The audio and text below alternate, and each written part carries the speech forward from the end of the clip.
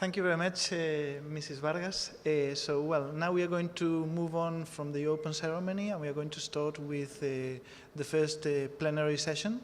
So give us just 1 minute, and Mrs. Vargas will be presenting the next keynote. Thank you, Ian. Now I will play moderator. Please, Aldo and Ian. I would like to invite Mr. Jose Luis Chicoma to the front.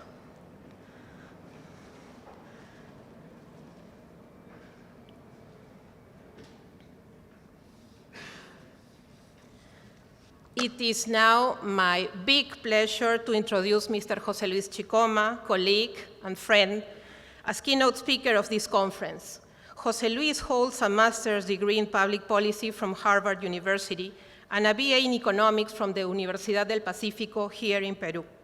Jose Luis is what we can call a professional in permanent transit. He has successfully combined a trajectory that combines academic work, public sector intervention, and international cooperation advice. Jose Luis is systematically promoting sustainable and healthy global food systems. He is currently Senior Advisor for International Development Organizations with emphasis on designing response strategies that promote systemic solutions to address the structural problems in global food systems.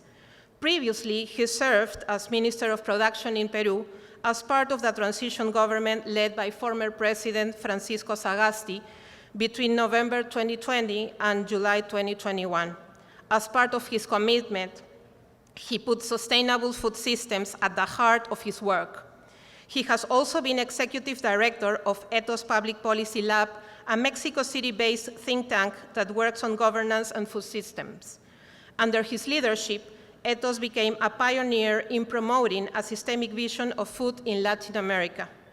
He held previously several high-level positions in Peru's public sector, including serving as Vice Minister of Small and Medium Enterprises and Industries. He's been Director of Export Promotion of PROM Peru and advisor to the Minister of Foreign Trade and Tourism. In spite of all these things he's been doing, Jose Luis also finds time to teach. At present, he is offering an interesting course on food systems in the Social Science School at our university, and I am completely sure you will find Jose Luis' keynote extremely interesting, as it will shed light as to what priorities we need to consider, what venues could be explored, and most importantly, I would like to insist, how can we take immediate action. Jose Luis will be delivering a keynote titled Building Strength for Food Crisis.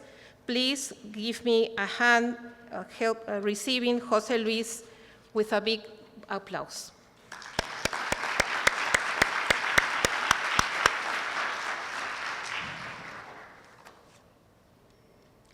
Well, thank you very much for inviting me to participate in this very important conference. Thank you, Ian Vasquez, Ro, and the organizing committee for considering me to give this first keynote speech. Thank you to my dear colleague Silvana Vargas. We shared some very intense moment in that transitional government as ministers.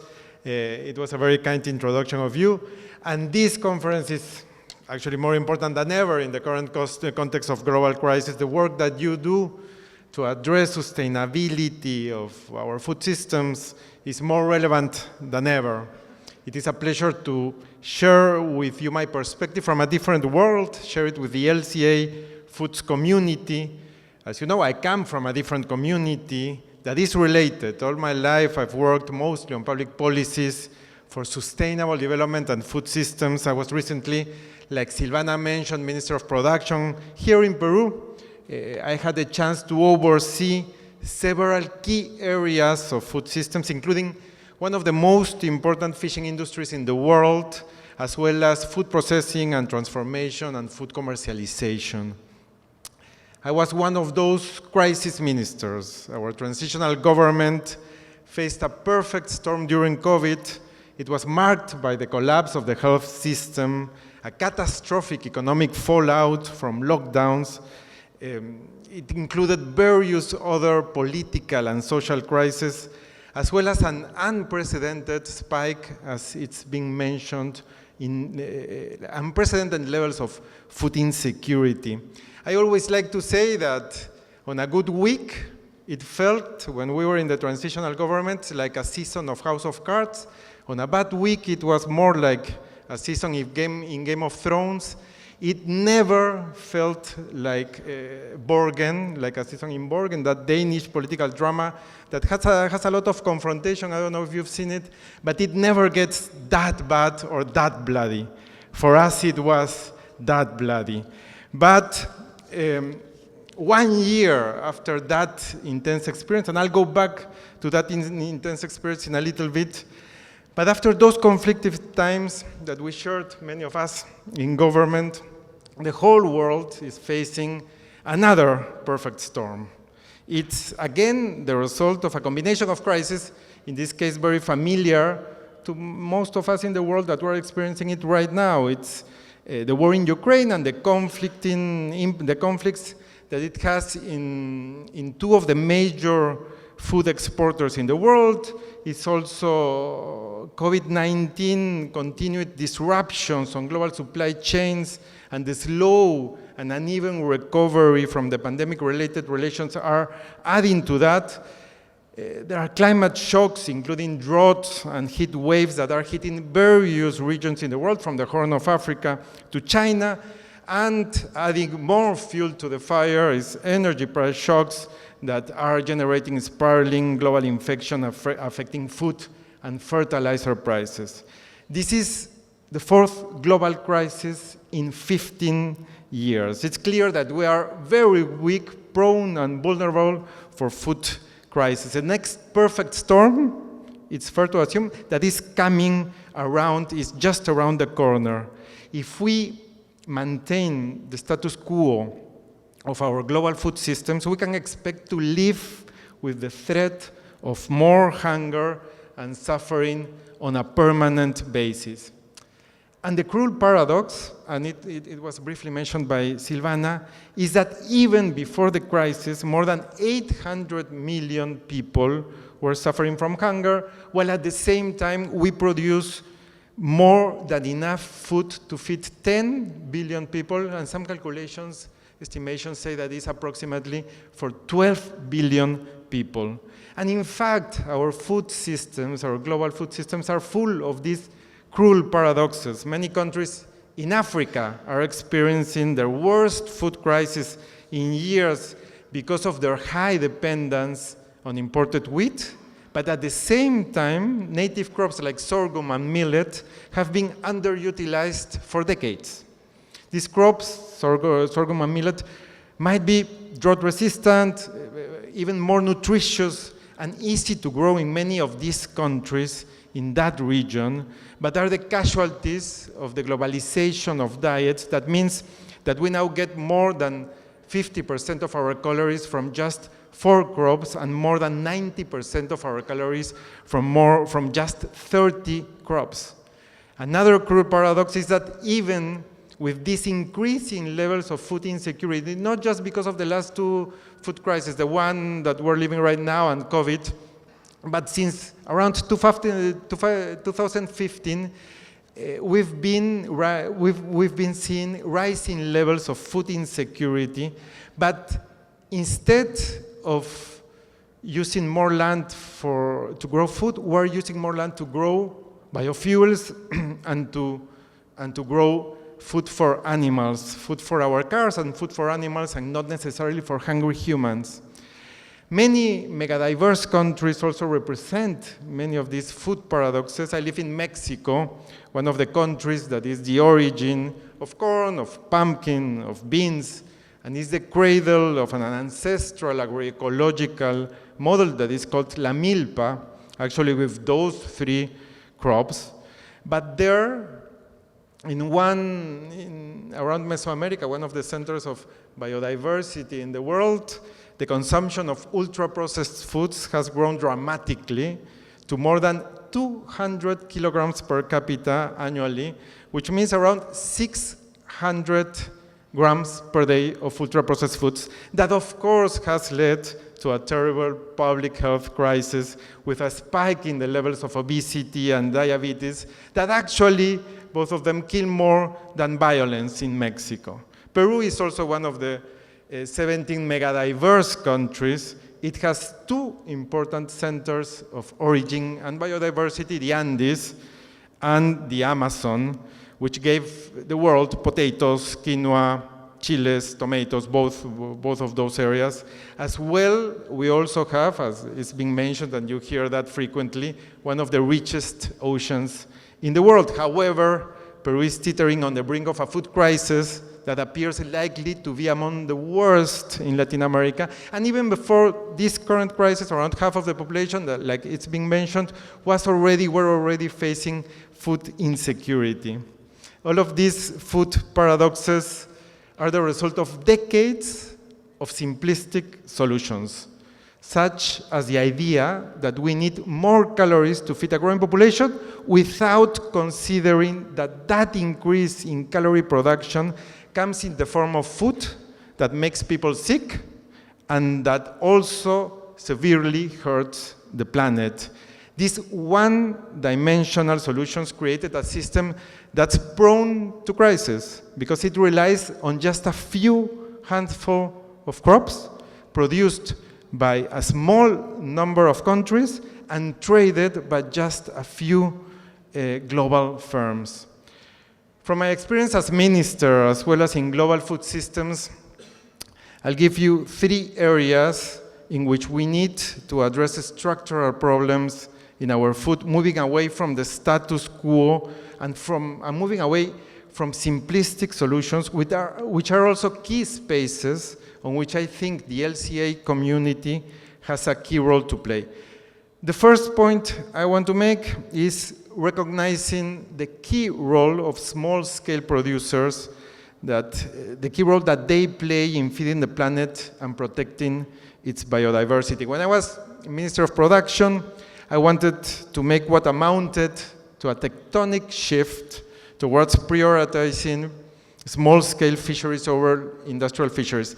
The Peruvian Ocean, I've already mentioned this, but it's one of the most rich in the world. It has a very cold sea current that runs along most of its coast. That frigid current makes Lima one of the cloudiest cities in the world, actually, but it also gives us one of the most productive waters in the world, accounting for around 10% of fish captured globally. A few industrial firms catch and process the most abundant fishery, the anchovy, that is transformed into fish meal and fish oil, and these products are then shipped abroad to feed farm fish and pigs in China and other distant parts of the world, instead of feeding food insecure Peruvians. On the other hand, small-scale fisheries catch more than 300 different species, providing 2/3 of the fish consumed by ceviche-obsessed Peruvians, and generating 10 times more employment than the industrial sector. But the government has long focused its resources and support for industrial fisheries. That meant that the change I was proposing wasn't easy. Many government agencies were opposed to prioritizing small-scale fisheries because they don't have a significant impact on economic growth. In the end, we succeeded in making changes, even though the time was short. For the small-scale fisheries, we created a multi-sector working group that brought together several government agencies in order to hammer out solutions for small-scale fisheries. We also designed reforms to mandate government food procurement that came exclusively from them, that was later approved by the Congress. But in general, supporting small-scale food producers, it's not in the DNA of most ministries, especially those related with economic and productive sectors. Many times they ignore pretty much everything, these ministries and agencies. They ignore everything besides GDP growth, from nutrition to helping provide decent livelihoods to those that produce our food. And it's the same in agriculture. In Peru, small-scale farmers grow and protect dozens of potato varieties, as well as hundreds of underutilized native crops. Many of these crops are climate resilient, they are easier to grow and healthier than other crops that we currently rely on. But these small-scale farmers don't get the attention that the big industrial exporting sector has had for many decades. Agroindustry in Peru secured in the last couple of decades free trade agreements, important public investments in irrigation, and preferential tax breaks. Small-scale agriculture got nothing, despite the fact that it provides almost 60% of the food that is consumed in Peru and that we are very proud of in our gastronomy. And the same is true all over the developing world. Small-scale food producers have been ignored for decades, especially following structural reforms in the 80s and 90s that prioritized public policies and public investments to promote heavyweight industrial sectors that have had an outsized effect on the economy. Considering the growing power of industrial food producers and traders all over the world, it's a challenge to change the DNA of ministries and public agencies so that they flip the priorities, focusing more on small-scale food producers that are key to feeding us, while at the same time are key to protect our biodiversity. The tentacles of food, of industrial food, have spread everywhere, and the industry makes itself felt across politics, across civil society, and also on academia. And that's an important challenge for the LCA Foods community. You must resist the pressure from corporations, from businesses that just need greenwashing to avoid, you might put pressure to avoid replicating the power dynamics present in the rest of the global food system. You should engage with governments, multilateral organizations, and development banks to design a fair funding system for your research and projects. You should work to find solutions to enable LCA to focus also on small-scale producers so that sustainability is not a privilege only for those that are able to pay for studies and evaluations. And this brings me to my second point, that is making sustainability a priority. It's not easy to include sustainability as a priority, especially, again, in ministries related with economic sectors. The mandate of my ministry at that time, the Ministry of Production, had always been seen as scaling up production. That was the main indicator that I had. Environmental sustainability has never been a part of a ministry like the Ministry of Production. And that single-minded focus always surprised me, despite our national obsession with ceviche that I mentioned again. This pride in our national dish has never translated into concrete government actions and priorities to protect the ocean's biodiversity that provide us with the key ingredients for those delicious ceviches. Sustainability is seen by many of these economic ministries as a threat to economic growth. When I was pushing for policies to promote sustainability, I heard the same argument from public officials who opposed my plans. It's the economy. It's the economy. It's the economy. And I always said, no, it's also about environment. It's also about social inclusion. It's also about nutrition. It's also about hungry people. It's also about long-term resources for future generations. Very often, the natural nemesis of these ministries and these government agencies is, of course, the Ministry of the Environment. In my case, the Minister of the Environment was one of my closest colleagues. I tried to be the minister that came with a different set of priorities, someone who actually considered sustainability as part of my mandate. For many of the traditional stakeholders, I was seen as an environmentalist, which was the worst insult that they could throw at me, and for me it was a compliment, and it was an incentive to work till the very last day of our administrations to pass regulations to promote sustainability, and we succeeded in our brief transitional government in approving some important legal frameworks and reforms One of those was a legal framework to protect important resources such as mahi-mahi, as well as a group of 60 different invertebrates that live on the seafloor near the shore. These species include octopus, scallops, crabs, as well as many other threatened species that have been hit hard by overfishing and regulatory gaps, but that there was no regulatory framework to protect them. However, it's not easy to promote sustainability when the dominant factor in the most powerful stakeholders in government and society care about economic growth mostly, and GDP growth.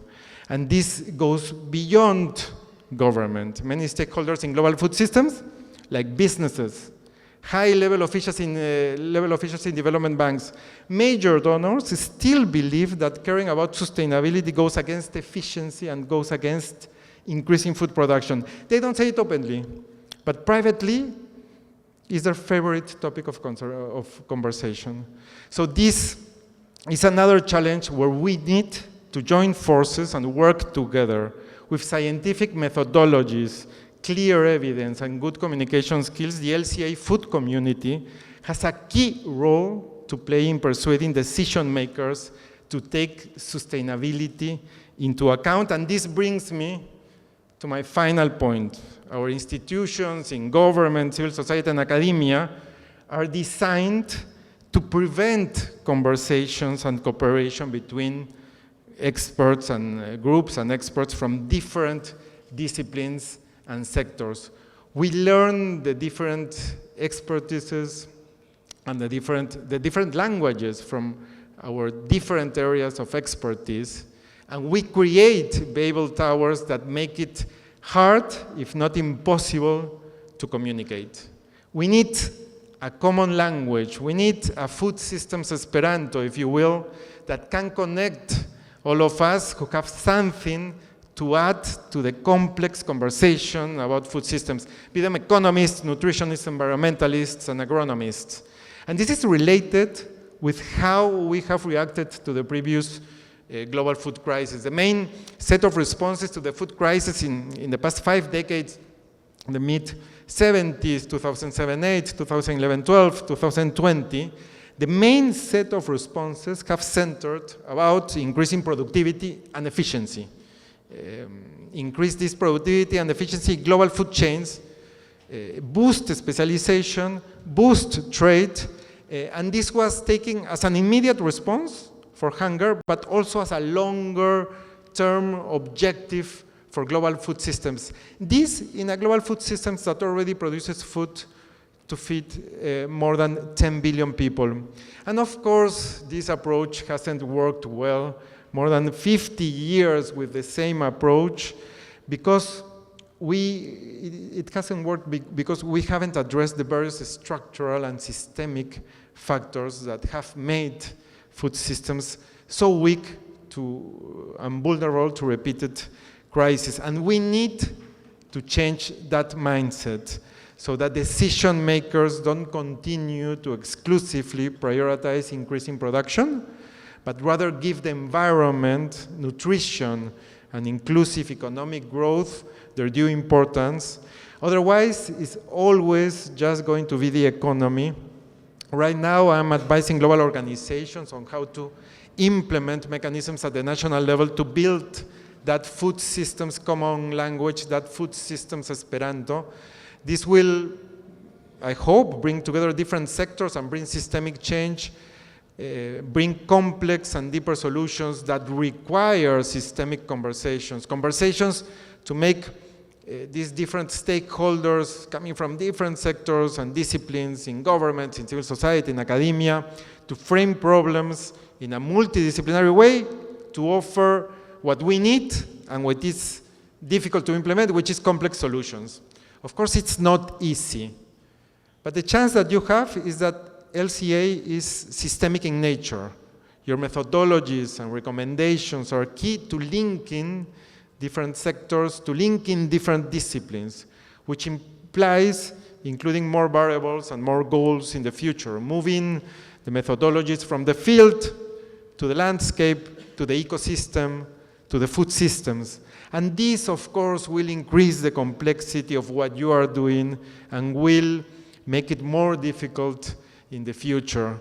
But it will also increase the impact that you can have on public policies, as well as the impact that you can have on the behavior of producers and consumers.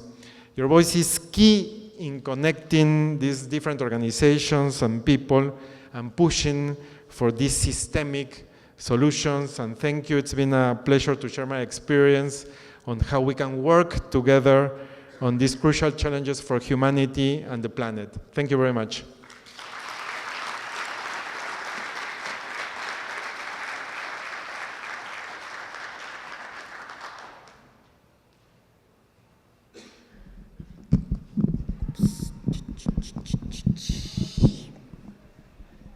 Thank you, José Luis. Changing mindsets is probably one of the most challenging issues we have in front of us.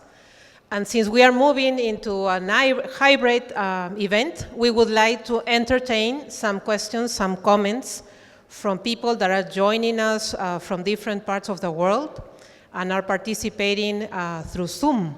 So I will approach the screen and would like to ask if any of you would like to propose a question, have a comment, would like to react what José Luis was just presenting. You are welcome to participate. We will be waiting for your questions. It's still free to participate.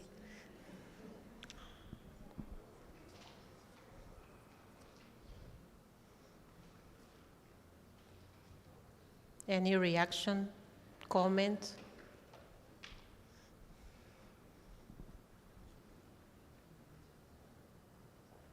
No?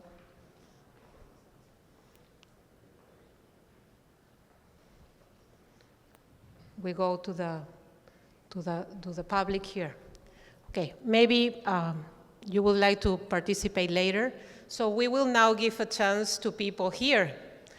And we would really like to have your views, your experiences, and how you actually think we could all move towards changing our mindsets about these issues and put sustainability at the core of the work we do.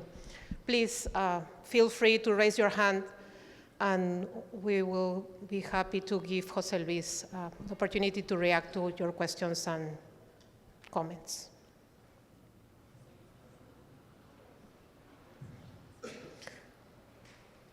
Yeah, we have yeah, thank you.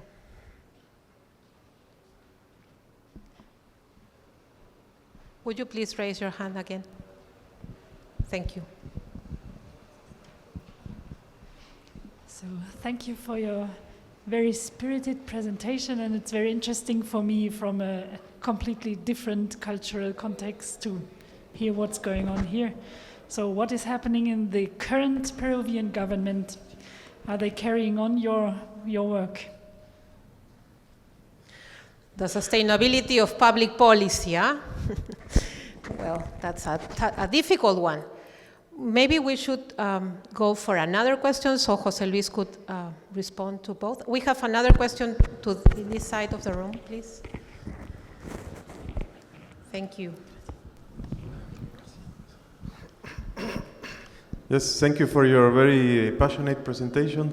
I have a question pertaining to the relation between the government or the ministry for which you work once and the IMARPE, I don't know how to say in English, the Marine Research Institute. This relation has been a bit complicated over the years, but how was under your control of your guidance of the ministry, and how has it evolved after your passing by that ministry? Thank you. Thank you. Do we have a third question, and then we go back to José Luis? No? Okay, José Luis, I think it's your turn. Thank you very much. I have the mic. Thank you very much for the questions. Actually, I'll start with the second one that is more specific and then go to the broader one. And the second one that is more specific, like there's scientific marine institute, research institute that depends on the Ministry of Production. And the relationship, and thank you for your question because it's key to understanding how you relate politics to scientific independent research. There's always been problems because the most important fishing sectors that pressure the government are those related with industrial fishing, and the pressure that they exercise on the government is to get more anchovy. So the quota for anchovy is bigger for that season. That should be completely scientific. That shouldn't be a political decision. It actually has changed in the last 15 years, and that was one of the key changes to promote sustainability of anchovy in Peru 15 years ago. But it is still, when you're minister, you take a final decision on that number. That shouldn't happen that way. It should be completely independent. They shouldn't have any influence, that scientific body shouldn't have any influence from the industrial corporate sector. And if we had more time, it was a brief transitional government, we should have promoted, of course, structural institutional reform to make that body completely independent from any political decision. But it is still designed to give some final decision to the minister on that quota, on that number that is key for the industrial fishing industry. But what is surprising about that is the attention that the media gives to that number. So when I had a press conference, journalists asked only about the fishing quota for that season, the anchovy fishing quota for that season. They didn't ask about the sustainability problems or the fishing production of other species by small-scale fishers. It was mostly about that. So it was not only on government, but from the media, it was completely an economic perspective. It wasn't that the media cared about sustainability, which brings me to a reflection that is, we need to train more and to relate more with journalists and with the media to introduce these concepts that we might seem, because we work on them on a day-to-day basis, we think that they know about these issues, but they don't necessarily know about these issues. They don't necessarily care, and their editors and bosses and directors, they don't want to cover the sustainability aspects of mostly production activity. So that was very important, and it got a lot of courage. They never asked me about sustainability of other species. It was only about the quota for anchovy. It was like the only number I had to always have in mind, and I couldn't forget. No, it was 5 million tons or something like that. No, that was a number I couldn't forget. No, it was a complete vision directed for production, not for sustainability. That was the first question. And the second question, well, after our government, there's been a lot of political turmoil. Peru is facing one of the worst episodes of political instability in a long time. Actually, the political instability in Peru has been around for many years, no? But it has gotten really bad in the last year. So it's been very difficult, and I talk with many stakeholders that deal with the government on a day-to-day basis to try to push them for many reforms, even for sustainability. And they say that it's very challenging and hard to promote anything when the ministers are changing on a weekly basis. So it's been hard. Many of the reforms that we secured in our brief transitional government were designed for the long term. So most of those things have to be kept. They are not going to change. So that was for us a key aspect that we have to ensure of our achievements. But yeah, I'm worried about if we can advance further with such an intense political instability that, of course, it's adding to the fire of the bigger food crisis and climate crisis that the world is facing. Thank you, Jose Luis. Sustainability creates discomfort. No, it's not a comfortable issue for journalists, for policymakers, and we need to keep strengthening strategies. And we do have now some questions from Zoom dealing with strategies. The first one deals with, it's a question whether our Peruvian government is supporting the production of local fertilizers. And we have also a question about environmental education in Peru. How is it actually moving forward? What are we doing about it in our country, particularly among young and advanced students? And there's also a question about how we best sustain small-scale farmers. Is it money? Is it knowledge? Is it building cooperatives? Or is it something else? So how we approach sustainability from different fronts. And, okay, that's for me. So we basically have 3 different strategies, right? Local fertilizers production, we have environmental education, and we have support for small farmers, producers. How we approach in each of these issues, or in general, how we manage to make all these efforts sustainable as part of the issues you were raising, Jose Luis. Yes. That's a tough one. So the first one related with fertilizers brings me to a different question where actually the role of the LCA foods community is also key, no? Which is, I still see, and I talk on a day-to-day basis with many global stakeholders related with food systems and on how to react to this global food crisis and try to change something more structural on global food systems. That's my day-to-day work. So I have these conversations and dialogues with many different key stakeholders that still think that increasing productivity, increasing production, which means getting more fertilizers also, is not only the solution for the short term to address some hunger issues, but also for the longer term, no? And I think that we need to together change that mindset and provide scientific evidence that in the long term is not necessarily the best thing to do, or is not the best thing to do, and that we should move away from the high dependence that many countries have on chemical fertilizers, and to understand their impacts, especially long-term impacts that they have on freshwater resources, on soil quality, and on many other aspects and externalities related with food production, no? That's one of the main key issues. If we really think structurally about that, we are going to understand, I hope, and with the scientific evidence, that we should move and promote an accelerated transition for agroecology and other sustainable agricultural practices and sustainable food production practices that are going to reduce the dependence that we have on imported chemical fertilizers.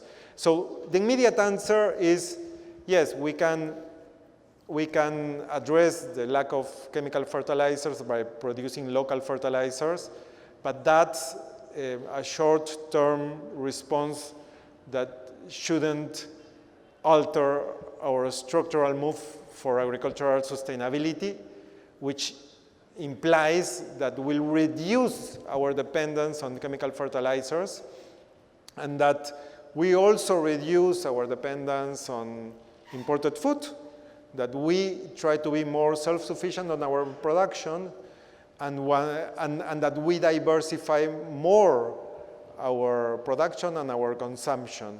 That's one of the key issues that explains why food systems are so weak, so vulnerable for crisis, and have been like that for the last 40, 50 years.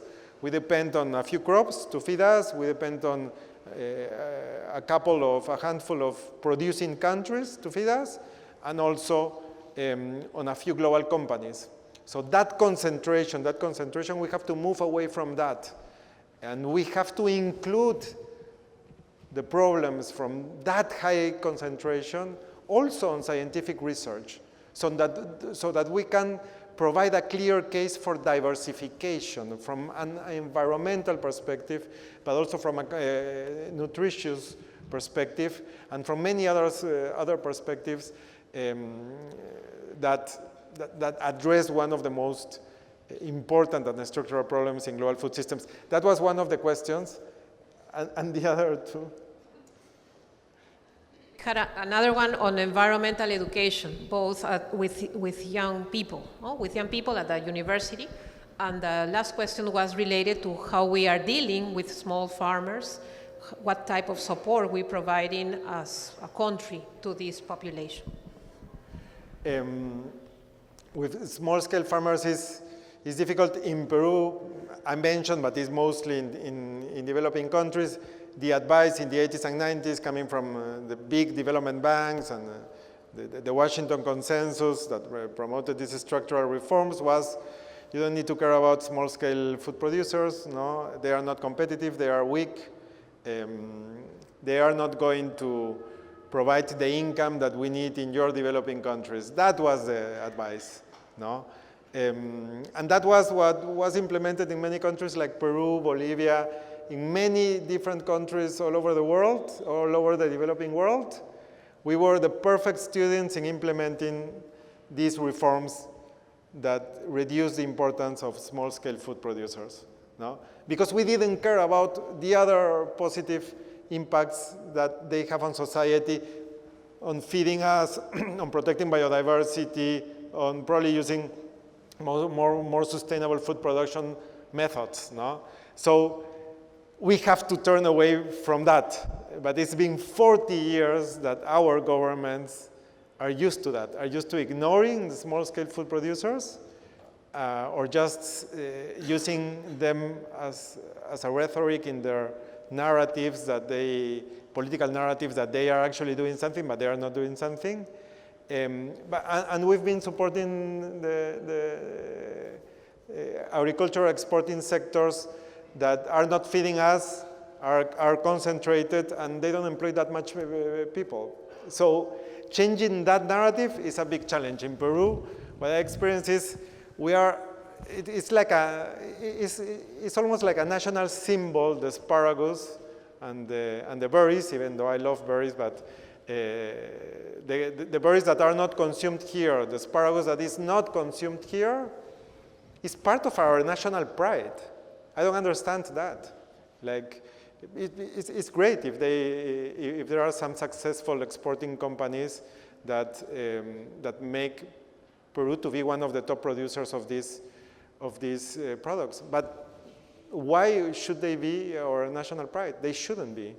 Our national pride should be the ones that protect our biodiversity and feed us, the small-scale fruit producers. But they've been completely ignored by governments and society also. So we have to change, we have to make structural changes. One of the best ways to do it, of course, and it was mentioned in the question, was cooperatives. Promoting is one of the best ways to get with different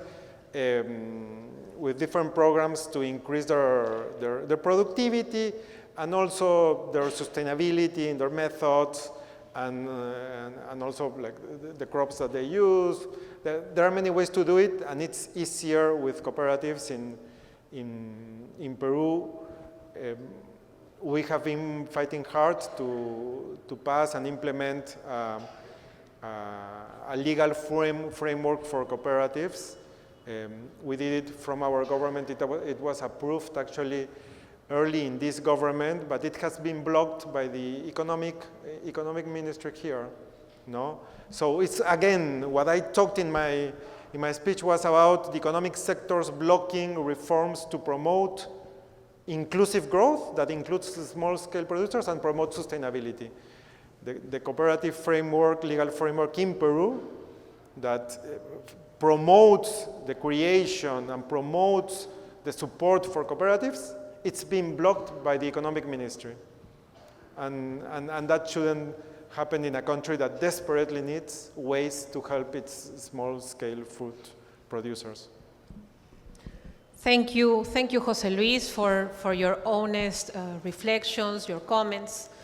and all the ideas you've shared with us. It was not easy. It's not easy now. It won't be easy probably in the near future. But in times of crisis, we usually have a couple of alternatives. We either wait for things to happen and change somehow, or we take action and make those things happen from wherever we are.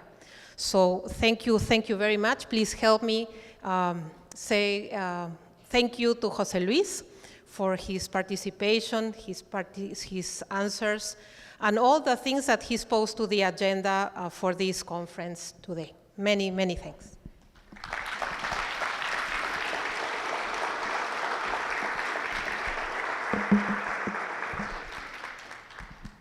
We invite our conference chair and our keynote speaker, Chicoma, please to take a picture, and our vice chancellor, Dr. Panfici.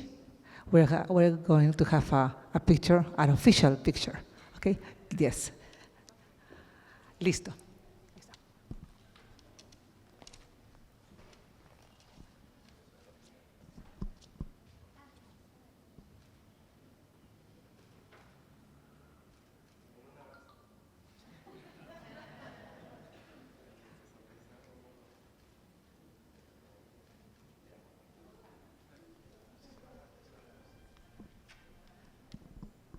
Thank you very much.